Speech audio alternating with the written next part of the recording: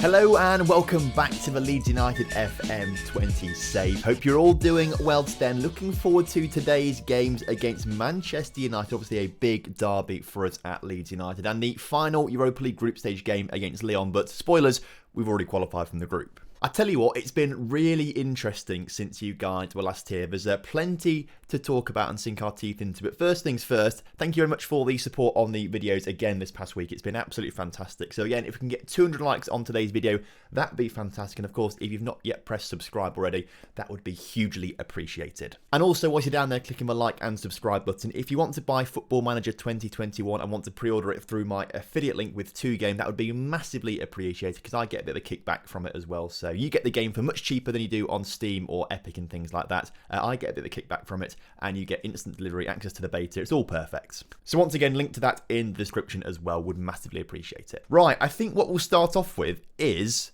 results in between episodes because we played a lot of games. We're trying to get through these seasons quickly as we move towards FM21. So last time you were here was, I believe, Frankfurt and Bournemouth. So since then, I had a mammoth time last night playing all of these games. And I won't go through each of them individually because that will take far too long. But the general trend is we're winning games for the most part, which is really, really good to see. We keep winning games. We've won all of our games in the Europa League group stages against Lyon, Midtjylland, and things like that, which is great. One thing you might be able to tell from all of this as well is that defensively, we are so solid this season. We've conceded, one goal there against Arsenal, one goal against Brighton, one against West Ham, one against Tottenham, and that's literally it in the Premier League. 4 goals in all of those Premier League games. Obviously, a few more goals in cup competitions as well. We did get knocked out of the Carabao Cup on penalties to Blackburn, so that's something to sort of brush over a little bit. But again, only conceded 1 goal in the actual game. So defensively, we are hugely on point.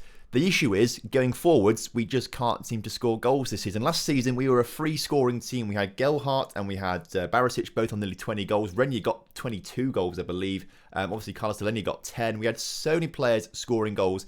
This season, it's completely different, as you can see. There's only been 1 game, I think, 2 games where we've scored more than 3 goals, and that's against Frankfurt in the Europa League, Midtjylland in the Europa League, and Shrewsbury, who are in like League 2 in the Carabao Cup. So 3 games where we've scored more than 2 goals in a game. It's not brilliant. So whilst we are defending well, we're not going forward very well. We're just very fortunate that the defence is playing better than the attack right now. So we do end up winning games by a goal or 2. And actually looking down this, it genuinely is just 1 goal in at most times. Sheffield 1 goal, Brighton 1 goal, Norwich 1 goal. Chelsea was 2 goals to be fair, and obviously some of the cup games are a little bit more as well. But it usually is just 1 goal in it. But we can't complain about that too much because we are winning games and that's the most important thing. And 14 games into the season, we are 3rd place in the Premier League table, only behind Manchester United and Liverpool, who are both on 36 points. Beat United today, we go to 34 and we are right behind those 2 teams. If we look at the table in a little more depth as well, we've only lost 1 game all season. I believe that was to Arsenal right at the start of the season as well. We have drawn 4, which is a bit too many, and only won 9 games, but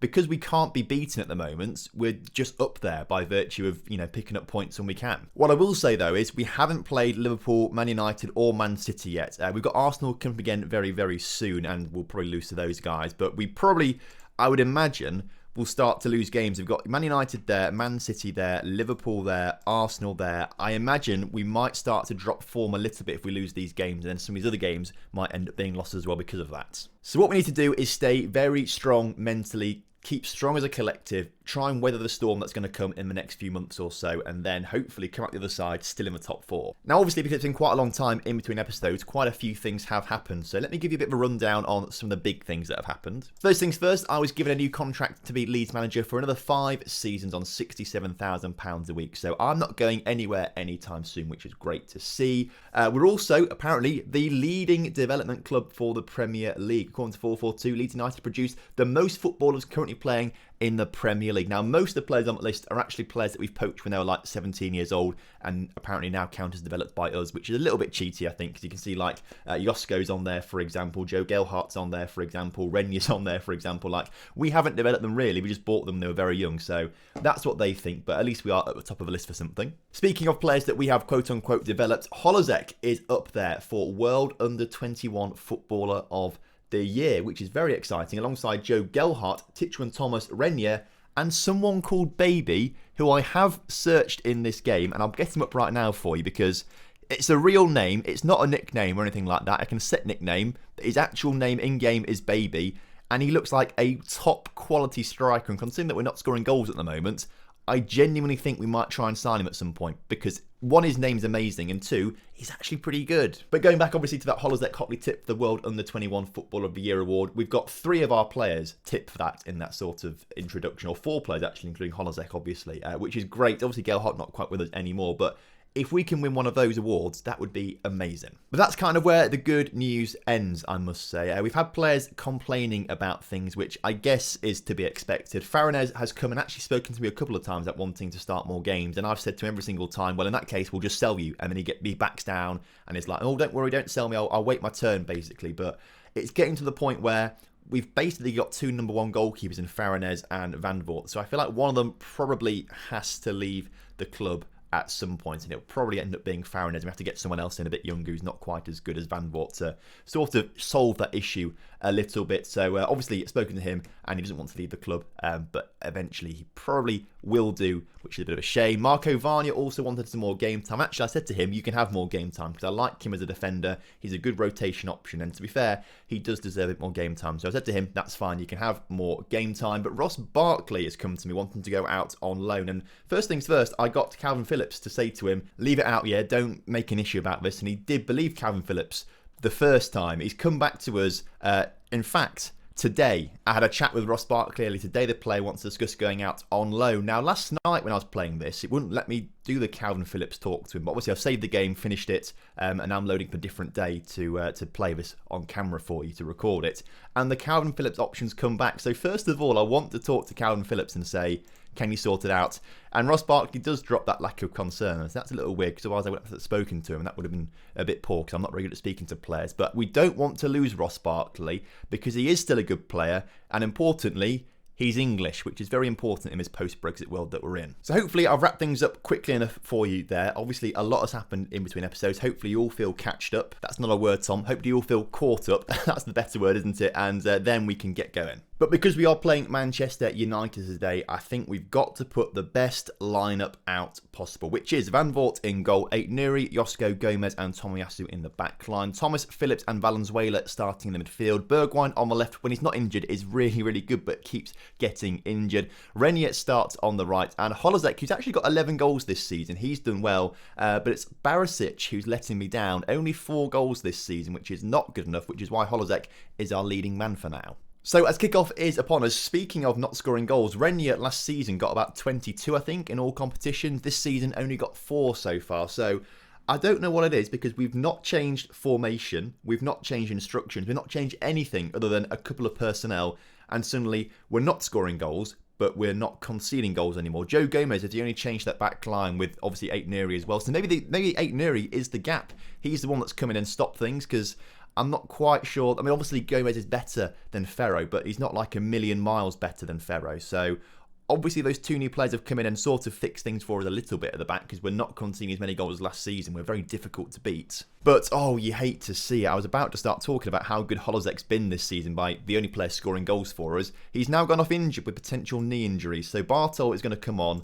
Bartol, please score some goals for us. That would be absolutely amazing, because quite frankly, no one else is scoring them right now. So we need to get someone scoring. Otherwise, we might have to try and look to sign a striker in January, which is not what I want to do.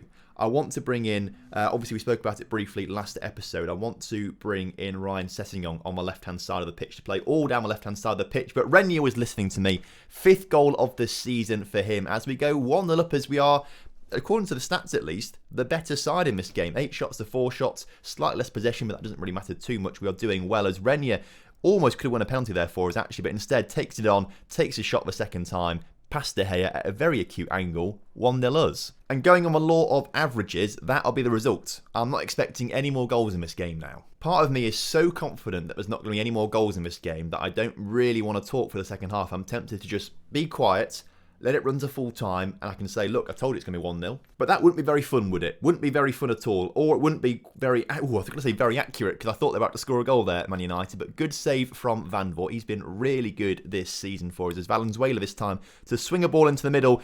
headed over the bar by Calvin Phillips. Surprised at how consistent Calvin's been this whole series, basically. We're 5 seasons in now, and he's still our first choice box-to-box midfielder. You would have thought by now we would have got someone else in who's probably a bit better, but he keeps performing consistently well. No one else is sort of doing better than him when they do play in that box-to-box midfielder role. So Calvin Phillips is just the man, really, isn't he? The Leeds Messi, or whatever you guys keep saying in the comment section and things like that, as we're approaching full time now. I've not made any changes because everyone is fully fit right now, and I don't want to change things too much. But what did I say? I told you there'd be 1 goal in it because every single game we win is either 1-0 or 2-1. And here we go, a 1-0 win against United, which takes us right up behind them in the league table. You love to see it. Fantastic, lads. We're not scoring goals, but we just don't concede any goals, and that's the best thing. We score 1, and that's it. I'll be honest, I would prefer us to win games like 5-0, but as long as we keep getting 3 points, it's okay. I'm just annoyed because we scored so many goals last season. I don't understand how we're not scoring them this season. Holozek, is out for 5 to 6 weeks with sprained knee ligaments. That's not great, and I tell you what is quite annoying as well. Medical centre, if we look at injury history, Bergwijn, as you can see, he's missed 79 days through 7 injuries since he's joined the club, which is only in, July? Something like that. It's not been very long at all. He keeps getting injured. He has no reoccurring injuries. That's the weird thing. Medical reports. If I can bloody click on the thing. Medical report.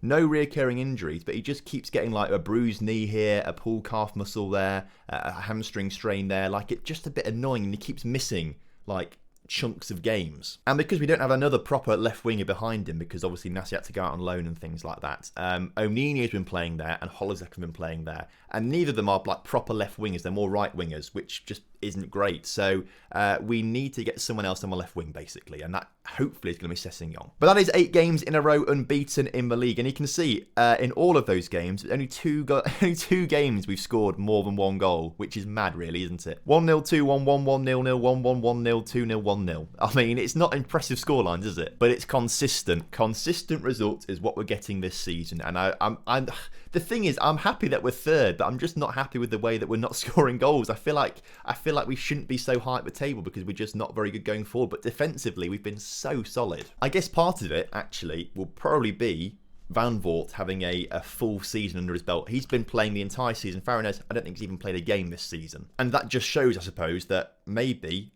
the goalkeeper was the issue. Farinez was the issue, maybe. Oh, interestingly, we've just had the youth intake preview as well, and apparently another golden generation from the club. That's what this is saying here. How many times have we seen that, and how many times has it not been a golden generation for the club? So, I mean, hopefully this season is the season that we get proved wrong and we get like 10 5-star players come through, but we'll see what happens in March. Now, Lyon are coming up next, and thinking about strikers. Now, obviously Barisic not scoring this season. Holozek is, but ideally you want 2 or 3 strikers that are scoring goals. Lyon, I believe, have a wonderkid striker, because I think I've scouted them out a few times before. Not going to make any changes to the starting 11, because it is the best starting 11 we've got. We want to get maximum points from our group, because obviously we got 16 last season, which is annoying. We want to get a full 18 this season, so best team out possible. Let's go for it. But Lyon's striker, Sousa, he's the wonder kid. He's the one that's meant to be really good, and I've had him scouted out a few times. It's that finishing of 13, which just seems a little low, but dribbling of 16, first touch of 17. His physicals are very good, determination's very good, technique's very good. Like, only 20 years old as well.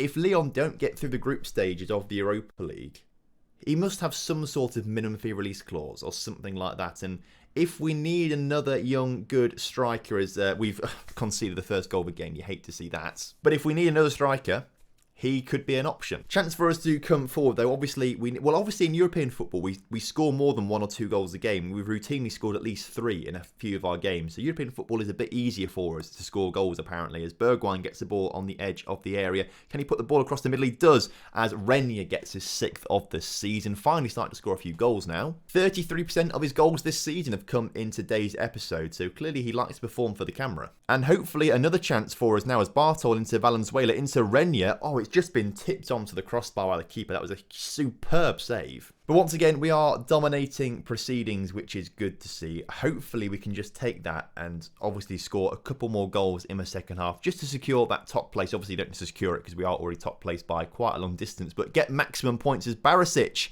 hits the post. He's had An unlucky season, Barisic, I think. More than anything else, probably just unlucky. We know how good he is. We know how many goals he can get. It's just this season isn't quite working out for him for whatever reason, which is annoying because he's meant to be the next big thing. And I trusted him. I really trusted him, thinking he'll score the goals if Joe Gelhardt isn't here to score the goals. Incidentally, I don't think Gelhardt has played all that much for Liverpool, so it's a wasted £75 million for them. And it's, I don't want to say it, but a wasted career now for Joe Gelhardt. He could have been something special here, but obviously we had to sort of take the money because the money to reinvest into obviously a better back line, which doesn't seem to concede goals very often, is working wonders for us in the actual league table right now. As Nuri on the ball across the box, can't quite get onto its intended target. We do retain possession. Retain possession, that's what I tried to say. Yes, that is correct, Tom. I was thinking that wasn't a word then, but it is a word. As Renier, go on lad, into Phillips. Phillips, bottom corner, first of the season for him, but we're 2-1 up, and it will probably stay like that because obviously we only win games by 1 goal. This time I will make a couple of changes. I'm going to bring Varnia on for Josko, who's on a yellow card. I'm going to take Valenzuela off for Carlos Eleni, who's just come back from an injury, and Kenneth Taylor will come on for Thomas. The issue I think we have in midfield is we've got 5 or 6 really good centre midfielders who are all very, very even. Like, there's not a whole lot of difference between them. So picking each play, I mean, obviously it's good for rotation, but it's as Bergwijn has picked up a tight hamstring. That's another injury for him, obviously, at number 8 for the season now. But we've won the game 2-1. We finished top of our group on 18 points, which is fantastic. And nothing else needs addressing after that, according to Shitty Gel. I'm going to say to them passionately, well done, lads. Good win for us today. Bergwijn out for another 1 to 3 days. It's not actually that bad, but we'll probably end up missing the Crystal Palace game in 3 days' time. So I'll be honest, I didn't think we'd beat Man United today. But we did, and obviously beat Lyon as well to top the group with maximum points. We are doing well this season. I'm very pleased. I think next episode we will probably end up doing Watford and Liverpool, just because obviously Liverpool top of the table. It's another challenge for us, and Watford right at the end of January to obviously get those January transfer deals done and over the line. We might start just after the Sheffield United game, so we've got a bit of time to do some transfer dealings right at the end of the window. But obviously we're trying to push through this season as quickly as possible to try and get later and further into the series before FM21 comes out. So ideally, actually, if we weren't going to make so many transfers, or big transfers at least, we're pushing through to this point of the season. But we've got to really do some transfers on camera, I think. So we'll do that next episode. So thank you very much for watching. Hope you guys have enjoyed it. And of course, if you have done, drop a like on the video for me. Subscribe to the channel if you're new around here. And I will see you next time. Have a good one. Goodbye.